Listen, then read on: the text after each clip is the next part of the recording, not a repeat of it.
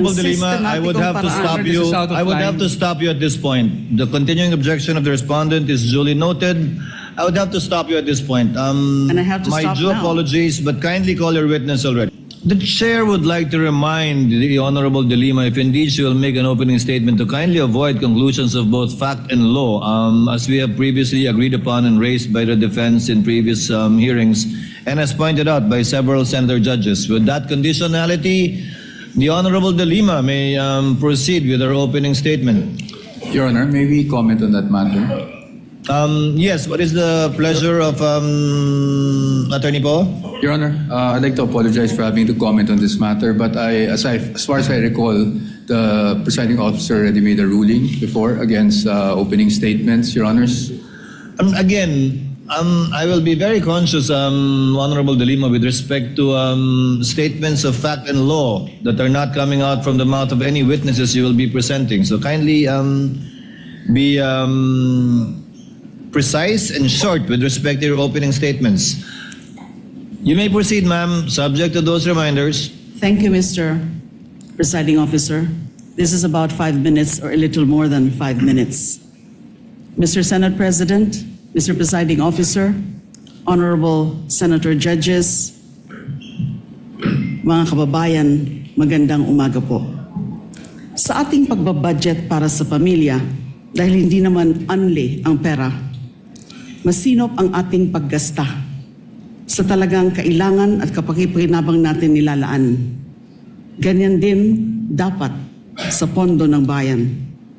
Sa yugtong ito ng paglilitis, pag-uusapan natin ang confidential funds. Ito ang budget para sa mga sensitibo at surveillance-related activities upang suportahan ang mandato ng mga civilian agencies. That a budget is intended for confidential operations does not mean that the conduct of the officials involved in the handling of people's money is exempted from the demands of transparency, scrutiny, and accountability.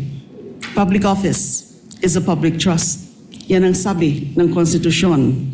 Sakop nito ang lahat na nasa gobyerno. At ang utos na yan ay hindi pwedeng balewalain dahil confidential lang o confidential ang pondo. Ang confidentiality ay para protektahan ang lehitimong operasyon at informant. Hindi ito pahintulot para mag-imbento ng pangalan at dokumento. Hindi ito palusot para ibulsa ang pera. Kung confidential ang pondo, lalo pa ngang mataas ang pananagutang kaakibat nito. The Constitution entrusts this court with the solemn duty to determine whether the respondent Vice President committed culpable violation of the Constitution, graft and corruption, and betrayal of public trust.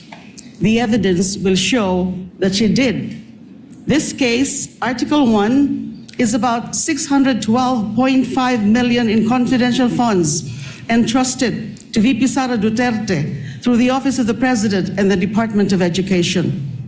This is not about one missing receipt. This is not about a clerical error or accounting mistake. The evidence will reveal a pattern, a systemic course of conduct that, taken as a whole, demonstrates graft and corruption Your Honors, and betrayal of public trust.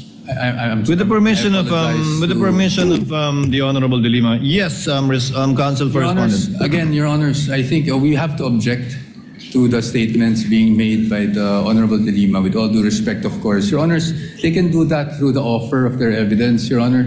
Chair will instruct the Honorable De Lima to kindly limit her statements. I was listening intently in the beginning. It was okay, Honorable De Lima, but later on, you did make conclusions of law already, which the chair orders to be stricken from the record. You may wind up, Honorable De Lima, but kindly avoid conclusions of fact and law. Your Honors, please, if I may just be given just Yes, 60 seconds. Your Honors, ang naging problema natin nung huling pagkakataon na pinayagan natin yung ganitong statement at sinasabi na nga ng presiding officer is kahit naman i-strike off the record natin, narinig na po at nasabi na. So to allow, Your Honors, again, a continuation of such is really goes into the matter of fair play, Your Honor. Honorable De Lima, Again, with all kindly due respect, wind up. Your Honor. Again, you were forewarned beforehand to kindly limit your statements. Hence, you are faced again with a similar situation. Kindly wind up, Honorable De Lima, and call your witness.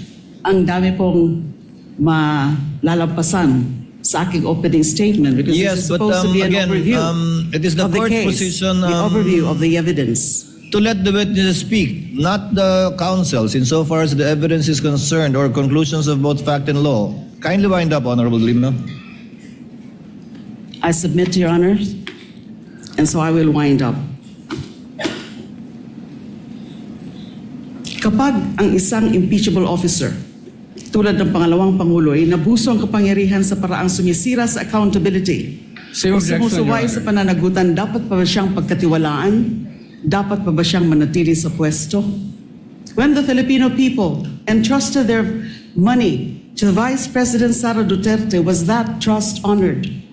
That question will not be answered by politics, by general denials, by press releases. It will be answered by the witnesses, by the documents, by audit, and by the evidence, and the prosecution is ready to present it. Sa kabuuan ng ebidensya, makitang hindi lang mga simpleng irregularidad ang nangyari. Objection, Your Honor. Malinaw Again, ito. objection, Your Honor. Honorable Ang De Lima, I would have to sistematikong stop paraan. you. This is out of I would line. have to stop you at this point. The continuing objection of the respondent is duly noted. I would have to stop you at this point. And I have to my stop due now. apologies, but kindly call your witness already. Thank you, Your Honors. I submit. Thank you very much. Kindly call your witness, Representative Chua.